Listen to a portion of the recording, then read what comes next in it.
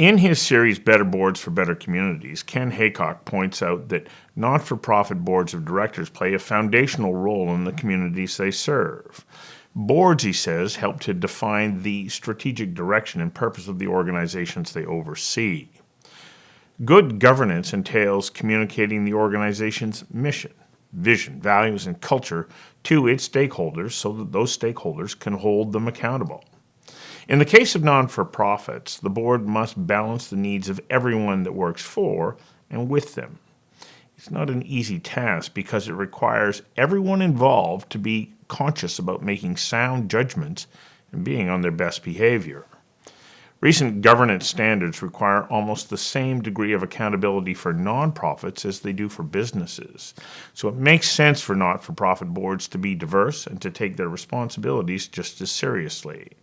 It's vitally important for all nonprofit board directors to be fully committed and to be actively engaged in board discussions. It's an important process and one we rarely get to see at work. That's why when the Fraser Valley Real Estate Board asked me to consider a conversation that matters about some of the challenges it faces in changing its bylaws, I was interested so long as they were willing to spell out the challenges for all of us to see. They were willing to meet my condition of transparency and share their inner workings of the process of bringing their non-profit bylaws into line with current protocols. In this episode of Conversations That Matter, the CEO and the board president joined me to dig into the process of changing a bylaw and why it matters to members and, most importantly, to the public at large. Conversations That Matter is a partner program of the Center for Dialogue at Simon Fraser University. The production of this program is made possible thanks to the following and viewers like you. Please become a patron at conversationsthatmatter.tv. How adaptable does your board have to be? How adaptable do your own rules and regulations need to be able to meet with this the needs of this changing landscape? Well, we know that good governance really helps with good decision making. So having the right people around the table to help improve the industry, and that's what we're all about. And we're actually challenged right now with some of our one of our governance models, and that's really a threshold around how we vote to have special resolutions change. And we see it as an imperative change to help modernize our organization because we want to see our members succeed. We want to see the wants, demands, and needs of our realtors really met. We've had challenges in the past with this. We've had some really good progressive things that we've tried to introduce that have failed at our annual general meetings, as an example, by very small margins. Like what? One example would be that it took us 3 years or 3 attempts.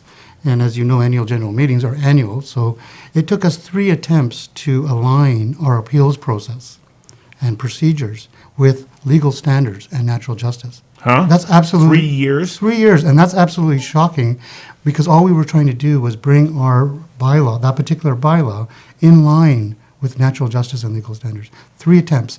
And because the threshold is at 75%, it's actually written right in our bylaws at 75%. That means that 75% of all members or 75% of the members in attendance? 75% of the members in attendance that cast a vote. And so what we're finding is good resolutions, like the one I just mentioned, were defeated at 67%, 70%, even as high as 73%, which is preventing the board from doing its job as evolving to be able to better serve the needs of the realtors and their clients. Why do you have such a high threshold? Isn't that not in keeping with the don't you have to change that threshold? Well, that's something that we're working towards. We have an AGM on February the 19th, 2020, and our goal is to change the threshold to be in line with the Societies Act, which is 66 2/3. Right. So why are you not in line with the society? Well, I think in the past, the number of 75% was the number that was included in the bylaws. And there has been some pushback because there is a small subset of our membership that feel that 75% is a higher threshold, and so therefore it's a higher standard for getting certain resolutions passed. However, when we look at when the Societies Act was changed in 2016, when the threshold was brought to 66 2/3 for not-for-profit organizations, that became the gold standard. And so, when we talk about evolving as a board to be able to serve the realtors, part of that change is us evolving our voting practices as well. And so that's one of the resolutions that will be going forward to the AGM on February the 19th. So the fact that you can't move through these resolutions without having a 75% approval rate, how does that impinge upon your ability to do your job? Well, it actually, I've been in the role for 15 months now, and I've come from other not-for-profit organizations where we've had the threshold at 66 2/3. And so my observation has been that, we're regressing as a board. Regressing? Regressing. People don't want to hear that. Well, I know. And so the challenge we have, senior management has, and also the president and the board, is that how do we get good strategic decisions made when we have such a high threshold? And what that's doing is putting us at a competitive disadvantage. And when I say a competitive disadvantage, I mentioned earlier that approximately 50% of the boards in British Columbia are already at the society's threshold.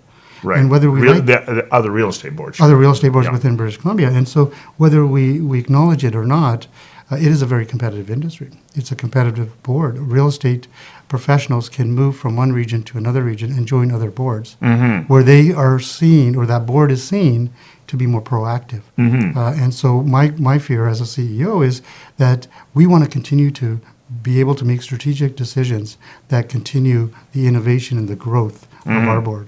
I got to get you to hang on for a second while we take a quick commercial break. Sure. We'll be right back. Conversations That Matter is brought to you by Odlum Brown, a client-focused investment firm that starts client relationships with straightforward conversations focused on you, your aspirations, and your investment priorities. Odlum Brown has been a supporter of Conversations That Matter from the day we started this show.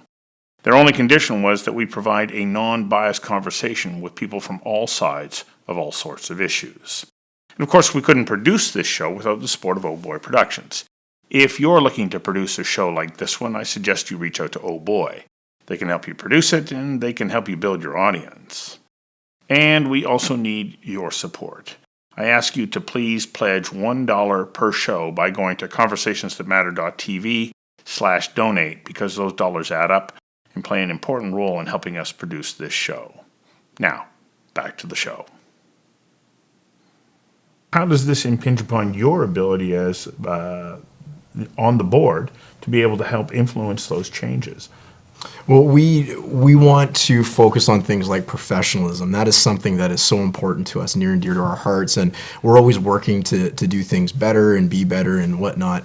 And when we have a challenge like we do with the bylaw thresholds, we're focusing our attention on little kind of tee-shot type things that should really, hopefully be easy to get past, so we can get the little stuff out of the way and really move on to the big stuff.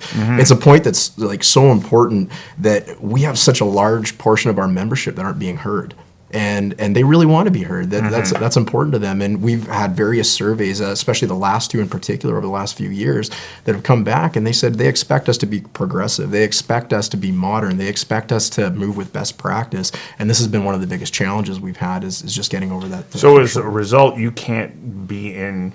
It doesn't necessarily reflect to the market, but it will help us better serve our realtors, and that's what we're all about. And better served realtors are better served to the public. Right. When they're better educated, there's higher standards of professionalism. Everybody wins, and that's what we're always working to do, is just advance and modernize what we do as an association. Okay, how do you get beyond this then? Well, I think, Stu, the answer is really communication and more communication. We've introduced remote voting for the first time. With our AGM coming up. And so we want to make sure that the turnout is the biggest turnout that we've ever had. And but so you're still under the I guess the rule that says you have to have 75%. It's the ironic part. Yeah. Well, that's you're going to increase the participation, but you still need to get 75% of all of those who participate. Absolutely, and that's the irony of it, that in order for us to get to the 66 2/3 or in alignment with Society's Act, we need to still get the 75% threshold. Okay, so clearly you're frustrated enough that you want to come in here and talk about it. Like, this isn't a small matter, and it's something that is of great concern. It really is, and I mentioned it earlier, it really dulls our competitive edge. And the challenge there is that strategic actions and decisions that could have been made a year ago, 2 years ago, had we gotten certain resolutions approved, we would be miles ahead today. What would one of those actions be? Well, one of those actions was we had a resolution that went forward in terms of our elections of our directors, where we have a brokerage threshold. In other words, a certain number of directors can only come from a particular brokerage. And the idea there was to make sure that no one particular brokerage controlled the board. So we wanted Which makes diversity, sense. which makes Yes. sense. Yeah. But one of the things we wanted to do was eliminate the past president from the count, because past president, to allow for more diversity Right. at our board. And that too So was- past presidents moving on, let them go. let them go. Yeah. But because we're still working with the old framework, which counted the past president as part of the count for the brokerage, it prevented us from bringing really good folks that would have made a difference on our board. And a good example of that was just last year. We had some directors that wanted to run for the board, but they couldn't because they were limited by this resolution not going through. They were limited to. They had to actually drop out because they had reached, the board had reached a certain count for a particular brokerage. So how does that affect the board's ability to make good decisions, which you have highlighted more than once that this is fundamentally important? It tremendously affects us. We had not only did it affect the democratic process of people electing these particular people or wanting to install them as a part of our board's membership, or not our board's membership, rather a part of the board of directors. But so they're not having their voice heard. Number one.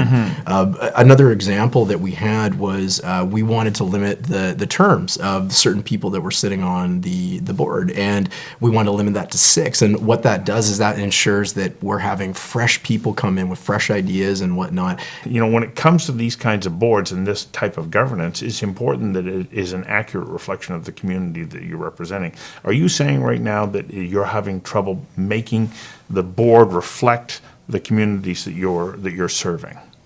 No, I wouldn't say that. What I would say is our realtors expect us to be the best, and that's what we want to be. We've had a great history throughout Canada and British Columbia being a very progressive real estate board, but we're starting to be handcuffed by these bylaws and by this threshold specifically. Well, this is a fundamentally important real estate jurisdiction that you're representing.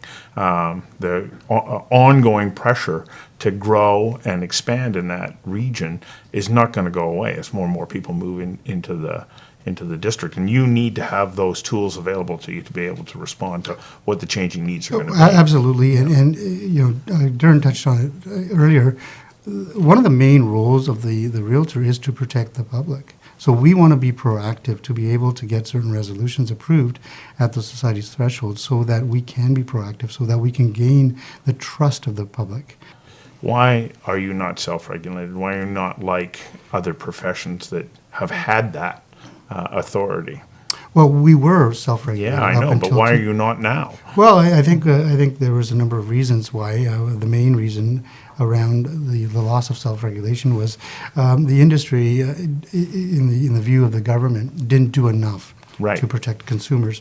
And so they felt that the way to do that was to strip self-regulation, put it under a regulator that would be overseeing some of the actions of the industry. Well, how can you change if you don't have the authority to make changes to your own bylaws to represent the needs of the public? Well, that's exactly it. And so how can you get back to that place if you don't have that authority? Well, that's right. And so the idea there is to look at the Societies Act, bring it back to 66 2/3, put some resolutions forward that would benefit our membership and also benefit the public.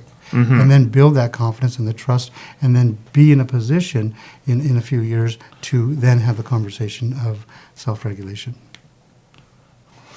Did you want to expand on that? It excites me, honestly. Really? But it must be frustrating at the same time. Like you're having a discussion that, for all intents and purposes, I thought would have been in the past, that you would have moved forward to be more adaptive, and you're not. And so being excited is one thing. You must also be feeling challenged. It is challenging, and there's always so much to do as a professional organization, and this is probably one of the larger things that's going to impact us to be able to be effective.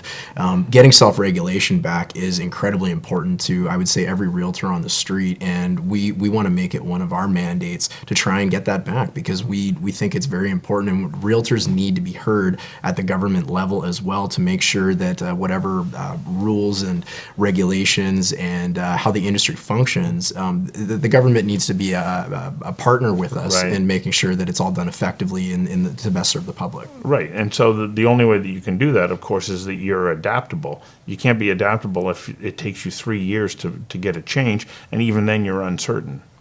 So. It's hard to get things done when you got a ball and chain dragging you back, right? You need to move forward and modernize and just go along with best practice. Okay, but let's also be careful that we're not painting an entirely negative picture about the way that things are at the Fraser Valley Real Estate Board. It's not all bad. It's We're doing just a few that good things. You want it to be better. Well, and that's the key, and you're absolutely right. We don't want to paint a picture of all is doom and gloom. We have this one issue. This issue, I believe, will be addressed at our AGM. And once that's addressed, I think that we will begin to see the innovation that we are known for at the Fraser Valley Board. Many other boards within British Columbia, as well as throughout the country, look to the Fraser Valley Board as being one of the most innovative boards. So innovative thinking at the board. Innovative thinking, and Yeah. I think as a relatively new CEO with the Fraser Valley Board, I think we've lost a little bit of that, and I think part of that has to do with certain resolutions that would allow us to make strategic decisions and actions, and what we're asking for is really relatively a small adjustment, Right. and that small adjustment will allow us to be agile, allow us to be responsive to the market trends and member needs, without sacrificing and without compromising the judicious decision-making. Right. So that's where we want to be. And so the general public goes, okay, why do I care? What's the answer to that? They deserve a professional. They deserve somebody that they can trust, that they can rely on, and they know that has been educated to the top tier, that has standards and codes and is ethical. And that's exactly what realtors are. And the better we can help our members succeed through training, education, support, communication, all those great things, they can better serve the public. And that's what it's all about, is us being better realtors to the public and helping the public. Well, and then also giving your administrative team the tools that they need, or the ability to implement those tools to further that work. Well, and then the change in the societies to 66 and 2/3 actually lines very well with our strategic plan. One of our pillars is to be more efficient and effective as an organization.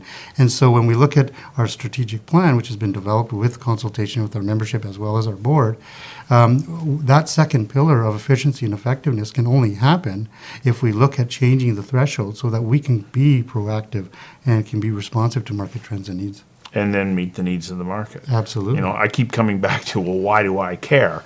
Well, I care, as you point out, if I'm that I'm working with professionals who are adhering to or stepping up to a standard that I expect, especially in a market that's as dynamic as the southwest corner of British Columbia. We talked about the irony of needing the 75% to get to this new threshold, and one of the things we are sounding out there is we want to make sure our members are involved and engaged, and we have our annual general meeting, as Baldev mentioned, on the 19th of February, and we want everybody to come out.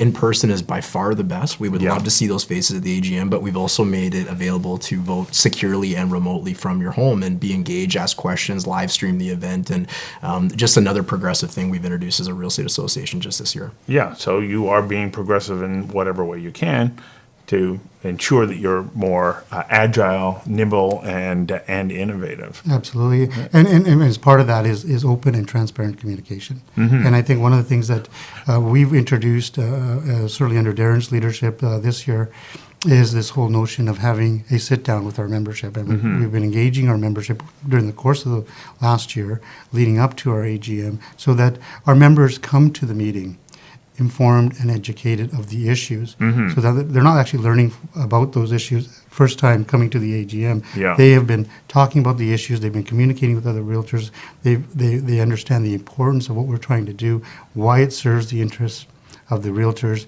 of the public, of all of our stakeholders, to be proactive and be agile and nimble, as you mentioned. So lo and behold, what happens if you don't get that 75% threshold to reduce the threshold?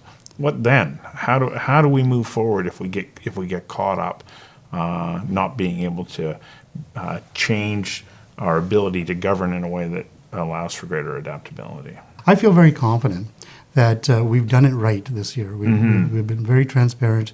And, in the past, I think it's been an issue of, well, we didn't know about these issues ahead of time. You didn't communicate enough. You didn't share your perspectives. You didn't provide a balanced viewpoint. Right. And so we've been entertaining and discussing the pros and the cons or the negatives of changing this. And we've had breakfast meetings last year where we specifically put this item on the agenda. Yeah. And we talk about these issues, and so that they're informed, and they will then talk to their colleagues. Right. So the goal really is to get this done once and for all in February. One objection to that would be, well, if we lower the threshold to make changes, are you going to be as rigorous in your ability to move a motion forward, having worked it through properly? Nothing will change in terms of our rigorous process of a review and approval of our bylaws. And so, just to give you some context, we have a governance committee that looks at potential changes to bylaws on an annual basis.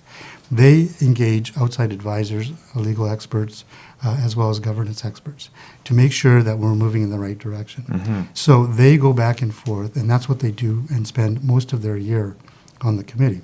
Once they're satisfied that the resolutions or the bylaw changes that need to be made are in the best interest of our membership and the public, it goes to our board. The board performs their own due diligence.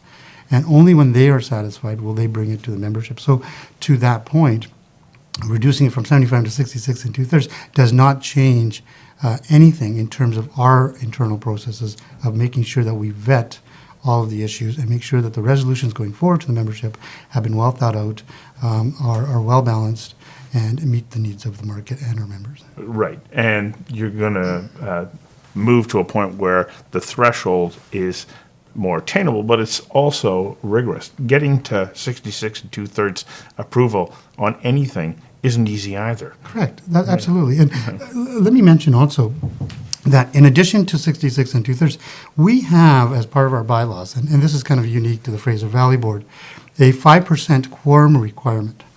So you can imagine we have close to 3,700 members Yes. in the Fraser Valley. 5% of that is a large number, close to 200. Yes. Folks have to Well, be to get present. them there. To get them there. So you, in order to be able to hold an AGM, you need approximately 200 people to attend. That's a very high threshold. Yes. And so when we talk about rigor, when we talk about moving them from 75% to 66 and 2/3, we also have to talk about the quorum requirements, because there is a large quorum requirement. It's not like we're going to be passing special resolutions with 30 people in the room. Right. So there's a large number perspective within that AGM, so that you're always guaranteed that good resolutions will move forward. Well, I wish you good luck with this, because I think it is important. One, to ensure that we have good governance, but two, that governance is given the opportunity to be able to be agile, flexible, nimble, innovative, and in doing so, better serve everyone who's involved in what is the most important investment for most people in their lives. Thanks for coming in and sharing. Thanks so that. much. Thank you. Thanks. Thank you very much. Thank you.